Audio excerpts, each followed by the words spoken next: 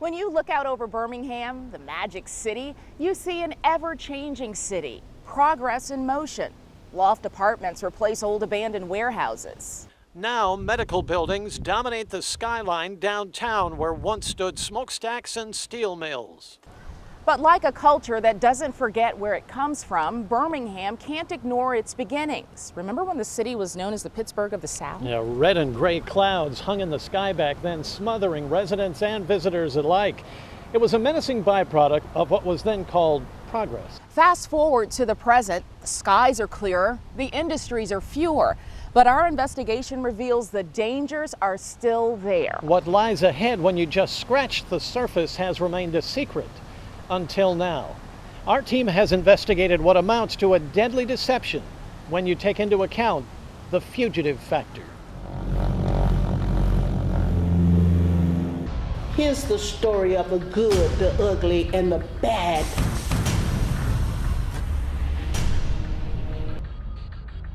When we were in school as kids, we learned about the circle of life and the water cycle and how all things are connected. But as we get older and you start mixing in big money and politics and regulations and law, people get squirmy about talking about how connected things are. Whether or not industries want to be transparent or not is an issue. We have dirty air, we have dirty land. We're sick. The United States government has declared this area we're talking about to be a polluted area. You are in serious danger. We're at the stage now where it is cleanup time. Y'all killing us slowly. Nobody ever went nowhere to anybody and say, you need to close that school. We need help right now. Choose this day whose side you're going to be on. Turn the camera off. People in North Birmingham have been exposed to lots of toxic constituents over the years. Why they aren't being told, I don't know. We are trying to protect our children, our grandchildren. 1 year ago, we told you about toxic testing and cleanup in communities being kept in the dark. The groundswell of support that surfaced is kept at bay. And I'm up to here with it. As negotiations and misunderstandings linger. That EPA is bringing the full force and effect of all of its expertise. We need to fill in the gaps.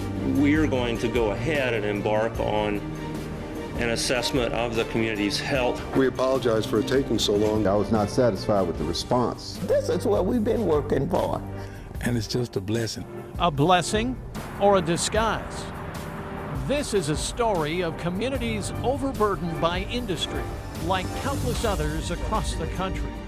I'm thinking of the young people who were not able to breathe and came to sessions with their respirators and their oxygen tanks. But it's also a story of communities learning to live with big business and a barrage of obstacles to understanding. And they are in compliance, right? That is correct.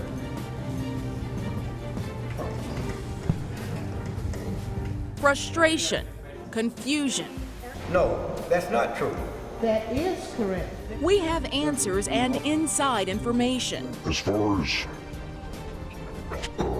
state-of-the-art monitoring, it doesn't exist. The feed bins that go to the coke ovens literally were deteriorating. This is our follow-up investigative story, Deadly Deception, the Fugitive Factor. But I remember seeing the Sloss furnace pour iron. When they did, the whole sky would become bright pink at night. It illuminated the whole sky. Birmingham in the 1960s, the epicenter of the struggle for rights, the right to equal and fair treatment for everyone. And yes, even then, the struggle for the right to breathe clean air. Dr. Ben Branscombe, Birmingham pulmonologist, didn't just clear the way for better understanding of pollution and its effect on our families. He awakened those asleep at the wheel, demanded better science, more compassion, personal responsibility. You can't ignore it. You do the best you can to find out what the injury is. You make the facts known and respond to it. A simple lesson still being taught the hard way 50 years later. People need to know not that you're just interested in looking at them as lab mice to see what happened to them. Let me finish. How you know what I was getting ready to say if you won't let me finish? That's part of the problem. How you listen while you run your mouth? People need to know that you're a legitimate concern. This simply is not an easy message to send or receive. The business of regulating chemicals from large industry is complicated. It's filled with technical jargon that scientists study for years to understand. And it's filtered to families who struggle for years to comprehend. And how can our house be contaminated right here and next door is not? I don't understand it. Some of this milk ain't clean.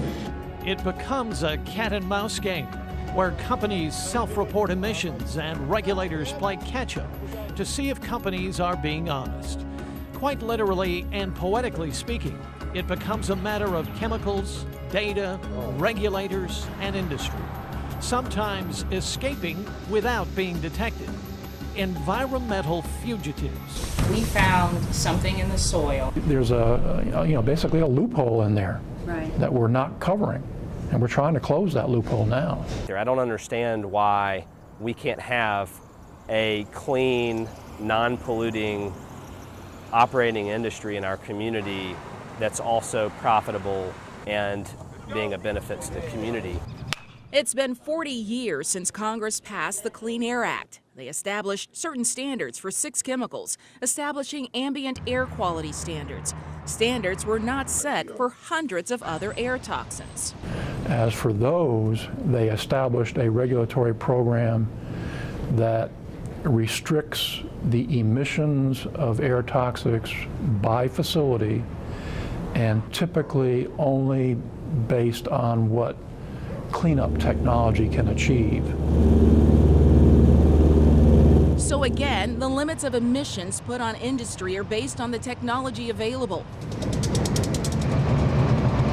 Environmental attorney David Lutter is concerned the limits are set based on technological advances and not on what's necessary to protect human health. So as a consequence, industries have done what Congress has required, and they're all, for the most part, in compliance. Yet as the Jefferson County Health Department data shows, we still have a health problem. Before 2011 came to a close, the Jefferson County Department of Health and the Federal Environmental Protection Agency, the EPA, met with residents to update them on a year-long air toxic study. They say they plan to find out what the injury is, make the facts known, and respond to it. The study that we're doing now is a study that will include about 60 samples. The study took longer than expected due to equipment malfunctions or data validation issues, according to the EPA. Results are now expected in November. If we do find higher concentrations, then we and the Jefferson County Department of Health would try and decide the sources of those higher concentrations, and based on that, decide how to reduce the risks. Finding the sources, something that was not done several years ago when a similar air toxic test was conducted. It was the BATS, Birmingham Air Toxic Study. 4 monitors in Jefferson County spit out numbers to inspectors for a solid year between 2005 and 2006. The results didn't appear till 3 years later in this report. The conclusion? There were 38 instances in which the chronic cancer risk exceeded the 1 in a million threshold. This was for 14 different chemicals. Benzene among the top 3. Exposure to benzene can lead to anemia, can damage the body's immune system, and can cause leukemia. Chemicals exceeded the threshold at all 4 of the monitoring sites in this study. What it boils down to is the potential issues are more widespread than just one concentrated part of Jefferson County. Everybody on this side of the street, on that side, on every street out here, done died for some type of cancer or something. If anybody thinks that just because the pollution doesn't seem to be heavy in your neighborhood that you're safe, I hate to say it, but the air that's out there in North Birmingham is the same air that's over on the south side. It's the same air that's over in Mountain Brook and Gardendale and Vestavia. The conclusion of the study says the Jefferson County Health Department couldn't determine where the chemicals came from, so no action would be taken. Experts tell us there are ways to tell where the pollution is coming from. Okay, there's an easy answer. Take the PM from that monitor and go measure what's in it. See how much PAHs are in it. They don't do that, and they don't want to do it. All of these facilities are trespassing. The reality is, when their pollution winds up on somebody else's property, you're invading their property. We're talking about chemicals in the air. It's not like there's a wall that reaches to the sky to block the fugitive toxins from trespassing. I told you. Remarkably, this information was never shared with the public in a town hall meeting or information session, not shared with families who were breathing the elevated levels of toxins every day. But it was not really released. It was released to air industry around the monitoring sites, but it was not per se released to the public. So the industry was informed of elevated levels of toxins near their plants, and they were asked to voluntarily make some changes, which the county says they did. But they're not doing anything about it. Jefferson County, get up on your ass. Prepare y'all. Don't understand that. This feeling that local, state, and federal regulators simply turn a deaf ear and a blind eye is nothing new. Michael Lithcott travels the country as a technical assistant to communities who don't know where to turn. The person that you really need to come and address you with specific answers is the Jefferson County Health Department Air Monitoring Division. And if they don't come when you first ask them again. If they don't come to the second time, write your congressman. So in other words, don't allow them to be a fugitive, that which has escaped from a place or is in hiding. Congresswoman Terry Sewell was elected to represent these North Birmingham residents. If there's anyone we found running from or hiding from this issue, it is Ms. Sewell. For many months, we made repeated requests in person, on the phone, and through email for even a written comment. Sewell refuses to respond. Of her many platform issues, including immigration and job creation, environmental concerns are off her radar. Industry spends hundreds of millions of dollars lobbying state regulatory, federal regulatory agencies and departments of health. Communities have to do the same thing. Maybe they don't have to spend the dollars, and they don't have the war chest that industry has. But you can get organized and put your face in their faces, because that's their job. Their job is to protect the public. Nicholas Cheremisinov is an environmental engineer who travels the world to research and report on industry practices.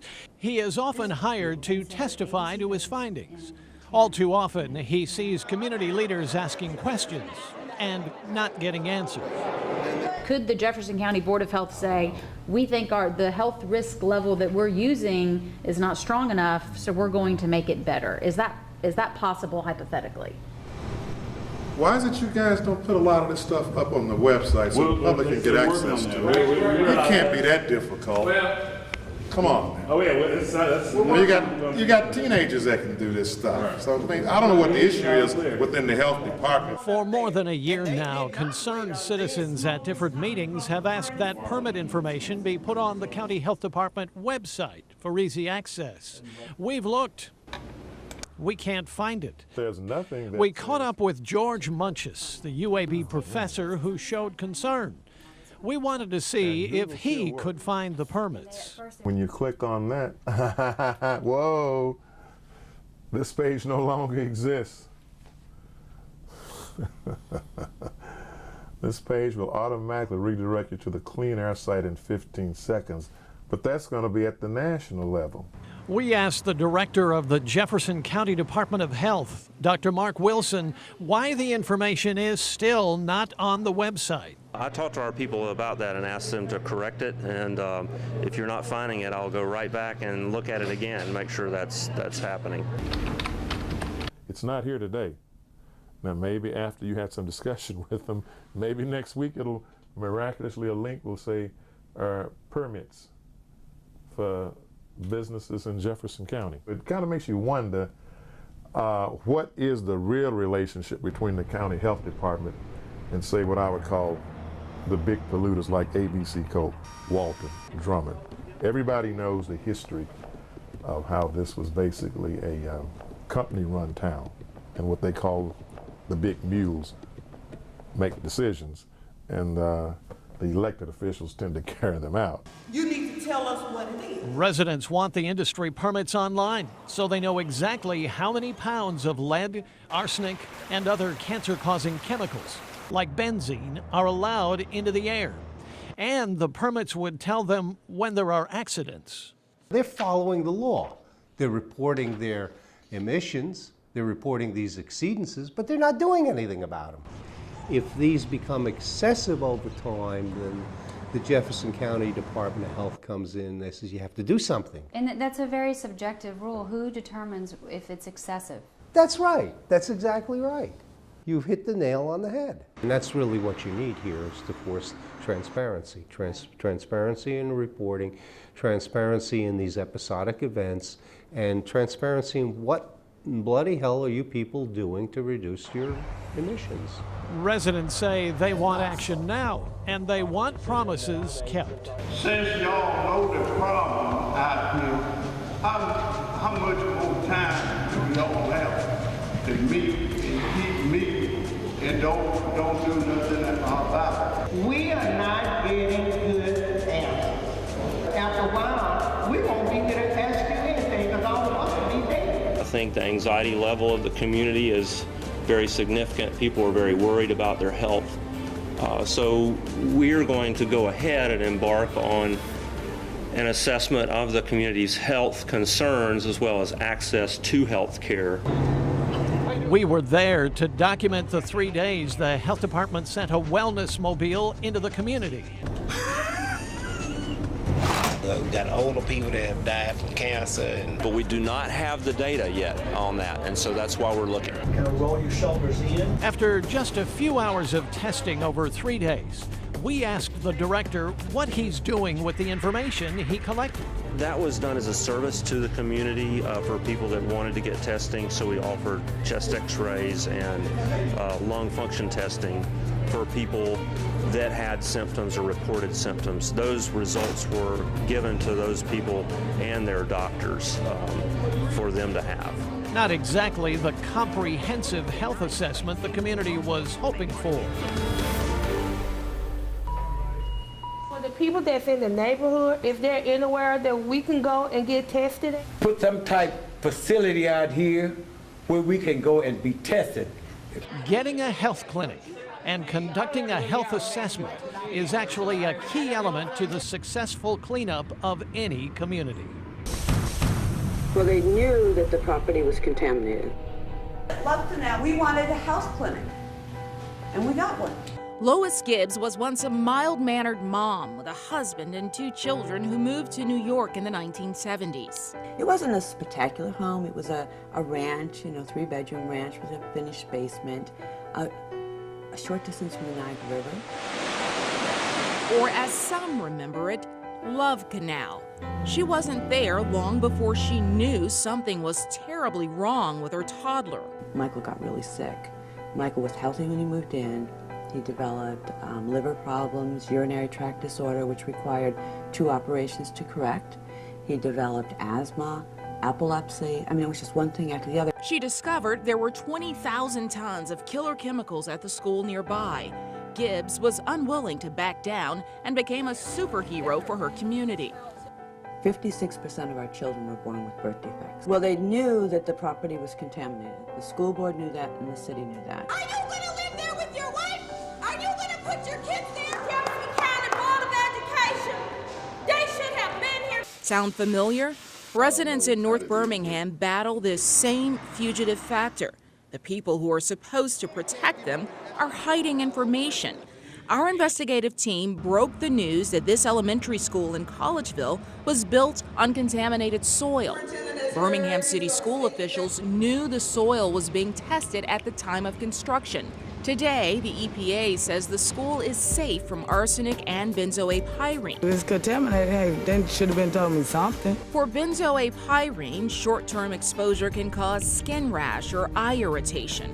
Long-term health effects can be deadly. You either fix it or just level all three of the neighborhoods. I don't see no other thing. Like, can't people want to fix it or just level it off? Now that's a bombshell. Birmingham Mayor William Bell formally requested a health assessment from the ATSDR. That's the sister agency to the EPA. It stands for the Agency for Toxic Substance and Disease Registry. They've had the soil testing data from the North Birmingham area for more than 2 years. They've still not filed a report on how dangerous it is for the families in the area. I had sent a request for them to test the citizens of this community. I was not satisfied with the response that I got. It just said that they received the information and they would evaluate it, the request. But what Mr. Smith and everyone else is saying is that they want information. They want information about what's in their system now, not what's in their system 3 years down the road, but right now. Our repeated requests for an interview on the status of this health consult have been politely denied. We fired off a final request to the agency director of ATSDR, Chris Portier. By airtime, we have not heard back from Mr. Portier. What a Christmas present. Months after our initial deadly deception report, the EPA made a bold Christmas Eve announcement. They announced the area meets the criteria for the Superfund division to take a closer look. They say they will test soil, air, and water, and will go as far as the evidence will take them. But I mean, we need to do further testing in the communities to determine just how many residences or properties are contaminated. Superfund is a giant pile of money set aside by Congress to clean up hazardous waste spills and hazardous waste sites.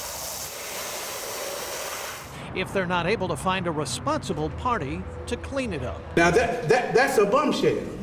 And because along with that designation of Superfund, the government in implementing the cleanup is going to have intense community involvement. Meet Judge U.W. Clement, the presiding judge in the $700 million Anniston PCB cleanup case. That was also a Superfund case. Now retired, he was asked by Birmingham City Councilor Maxine Parker to assemble a team of experts. Him being at the table and him just orchestrating what it is we needed to do and keeping us focused on the charge that we had before us as citizens in the North Birmingham community. Clement's history in Birmingham is long and strong. He was named Alabama's first black federal judge. Here, as a young boy, he sits with other black students in the Birmingham Public Library. Peaceful and mindful of his daring actions, Clement was making himself seen and heard. People want to be treated right. May of 1963. He sees the environmental struggle today as similar to the civil rights struggles of the 50s and 60s. A lot of your civil rights things got off from here. And the strength of it came from this community. Any potentially responsible party, any company that had a hand in polluting the area to the extent that it is still around is potentially liable. Getting money from the city of Birmingham to pay for his services is a constant battle. We want to live in our community and be safe just like everybody else. Where's justice in the city of Birmingham? I'm opposed to hiring assistants prematurely. Where's justice in the North Birmingham community? If I were a lawyer, I'd say we need help right now too. I'm just gonna tell it the way it is. I call this kind of stuff strong arm, and it only happens in Chicago and New York, and y'all can put the M on what I'm saying. We need every church in Collegeville, in the city of Birmingham, to join forces. We're just gonna keep coming as a community. All we want you to do is to give us somebody to represent us. In the words of the late Dr. Martin Luther King Jr., sometimes you got to march against your own people. So I see 4 new council members sitting on that council come next election. You have big plants over there polluting that area tremendously. And you don't ever hear him say one cotton-picking word about pollution. But he can sit there and vote against the people in North Birmingham. I'm wondering what color is he, black or white? This council and this mayor needs to do something about this problem. As it was alluded to, if it was in any other area other than North Birmingham, some would have been done. Wouldn't be no debates going on about this. Hopefully you're able to answer your questions. The council has already heard from the EPA.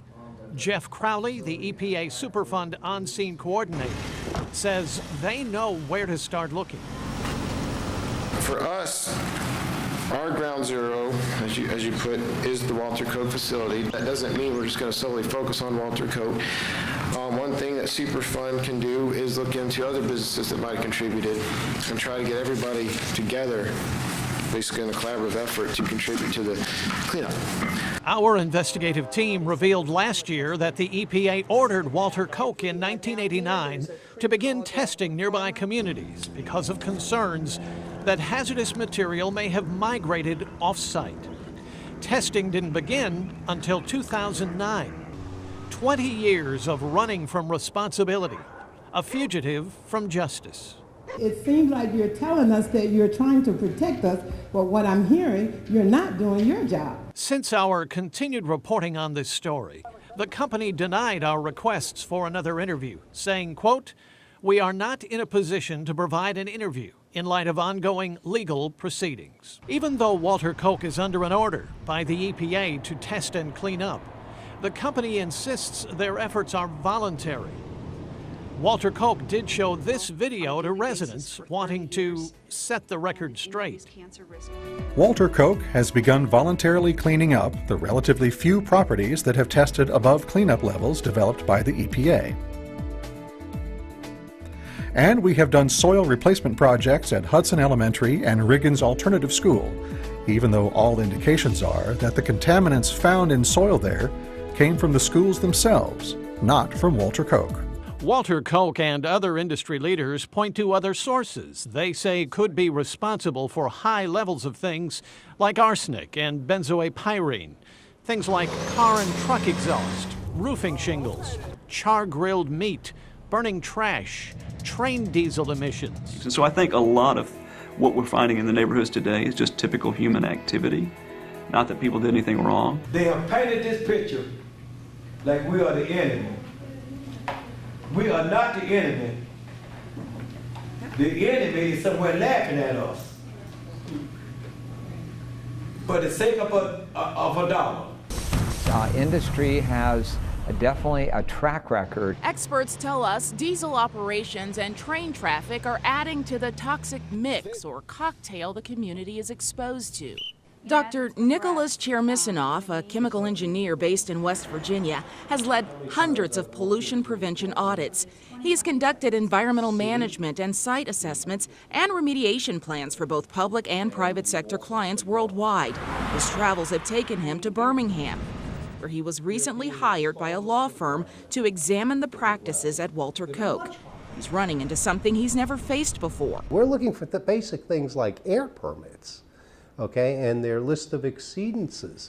Oh no, you can't have any of this. I've never run across this in 20 some odd years of doing this kind of work. Literally the most critical pieces of information, like what is the nameplate capacity of the plant? What are your allowable emissions? What are you nominally releasing per year to the air? That information doesn't exist. I'm getting forms that are 90% blacked out. This is a multi-billion-dollar corporation. They have skilled lawyers that are going to manifest these type of acrobatics. From inside the walls of the Walter Koch plant in North Birmingham, this former employee has seen firsthand what goes on. He decided he's had enough. He's heard the complaints, he's seen our reports, so now he's speaking out. He's concerned for his family's safety. That's why he asked that we not identify him. We'll call him John Smith. If you stop and think about it, those people are being gassed. Walter Koch is surrounded by homes and neighborhoods. Another Koch plant is 1.3 miles up the street.